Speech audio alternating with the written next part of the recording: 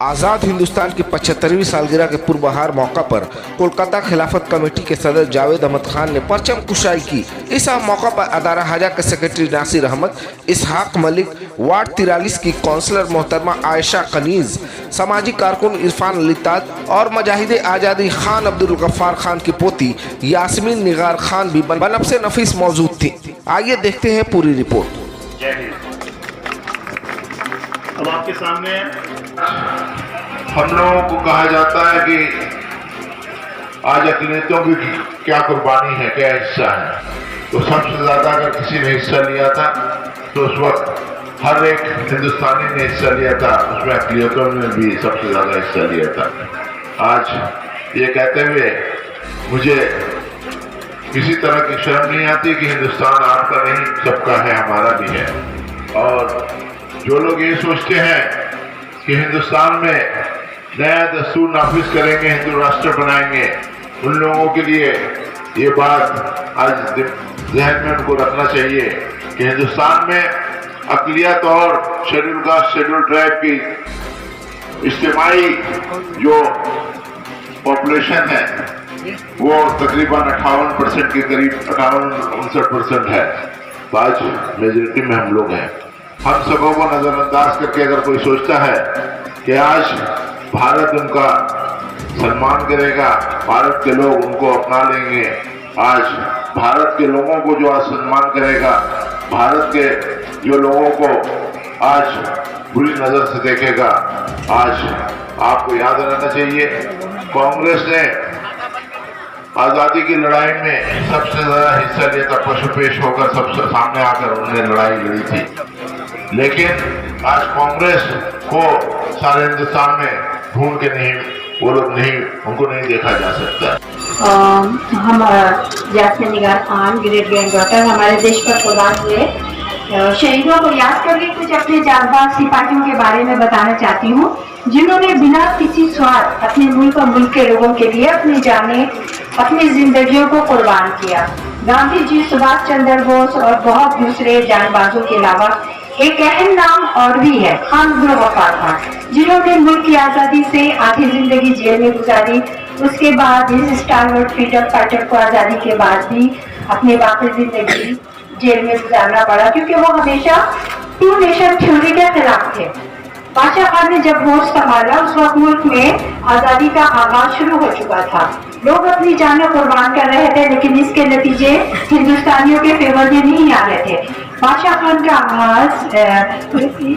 खान ने इसकी कमी को बहुत बुरी तरह महसूस किया। 1911 में अपनी जदोजहद का आगाज शुरू किया। 1919 में रोलेट एक्ट की मुखालिफत सूबा सरहद से सबसे पहले बादशाह खान ने की। 1930 में बादशाह खान ने एक अलहदा तंजीम बनाई जिसका नाम खुदाई खिदमतगार रखा, रेड शर्ट सुर्खपोश। उनके साथ खुदाई इसमें इस वक्त इंटरनेशनल कांग्रेस जो मुल्क की आज़ादी के लिए जदोजहद कर रही थी, इसको और भी मजबूत बनाने के लिए उन्होंने साथ दिया। 1929 में दिसंबर जवाहरलाल नेहरू की जेर सदारत एक मीटिंग हुई जिसमें सरहदी गांधी की जेर क़यादत खुदाई खिदमतगार जमात रेड शर्ट वाले भी शामिल हुआ। और इस मीटिंग में ही भारत की आज़ादी का रिजर्वेशन पास हुआ। कहने का मतलब यह है कि भारत की आज़ादी में सबने कुर्बानियाँ दी और मुसलमानों की कुर्बानियाँ भी बेमिसाल हैं। और आज़ादी की जंग आज़ादी का पहला बगल अयोध्या में बाबू राम के साथ काजी अमीर अली ने दिया, और जब उन्हें फांसी दी गई तो फंदा और इंसान दो तख्ते पर चढ़ाए गए। जब अंग्रेजों ने भगत सिंह से पूछा कि 800 साल में मुगलों ने हुकूमत किया तो आपने कुछ नहीं कहा, तो उन्होंने कहा मुगलों ने हमारे दिलों पर राज किया और आपने हमें लूटा। आखिर में सबसे बड़ी ख्वाहिश है कि काश मैं भी गांधी जी, सुभाष चंद्र बोस, सिर्फ हम ही नहीं और सब आप लोग सब गांधी जी, सुभाष चंद्र बोस और खान अब्दुल गफ्फार खान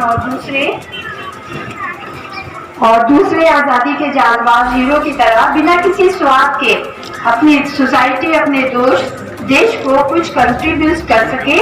आज हम सिर्फ जमा होकर थोड़ी देर तकरीर करके खाली हाथ वापस ना जाए। हमारे बड़े भाई हमारे सदर जावेद भाई की इजाज़त से सबसे पहले मैं आप सबको 75वां यौम आज़ादी का बहुत बहुत मुबारकबाद पेश करता हूँ। आज एक बहुत खुशी का दिन है और एक बहुत मुबारक दिन है।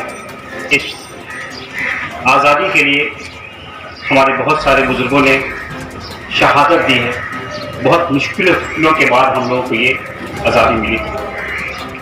हम लोग आज एक दूसरे के साथ मोहब्बत बांटते हुए आज़ादी मनाएंगे हर साल की तरह इस साल भी, और हर साल हम लोग की कोशिश यही रहेगी कि हम लोग अपने देश को आगे लेकर के जाएं, जिसमें हमारे बुजुर्गों का जिस तरीके से सरपरस्ती चाहिए, उसी तरह हमारे जो स्टूडेंट्स, हमारे जो तलबा हैं, उन लोगों का साथ चाहिए।